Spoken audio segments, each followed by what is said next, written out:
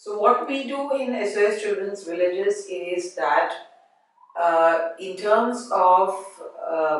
I wouldn't say prevention, but getting our young people prepared, the first thing that SOS Children's Villages concentrates on is to give them a good education which will enable them to find a place for themselves in the society at large.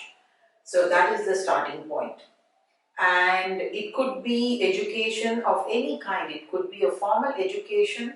and also informal education where we are talking more about working with your hands and be able to do things which will enable them to have gainful employment.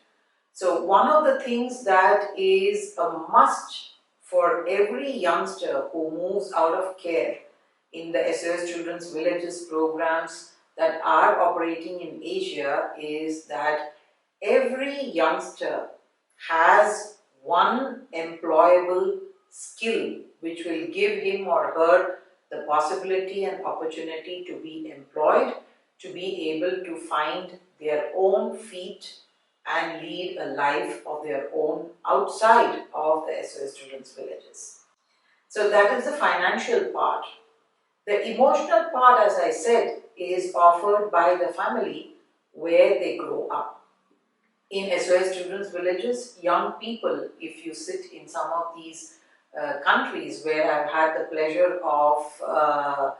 interacting with these young people, you see a regular flow of them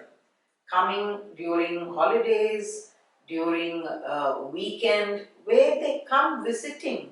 their families, they come visiting their mother, they come with their own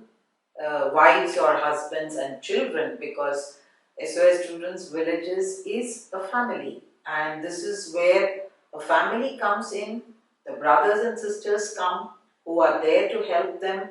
and we normally say that if you want to know the whereabouts of any youngster, ask the mother or the other siblings who grew up with them in the same family house. So it is for all reasons a family in the SOS Children's Villages that gives them the emotional strength as well as the wherewithal with which they can be employed to have their own life.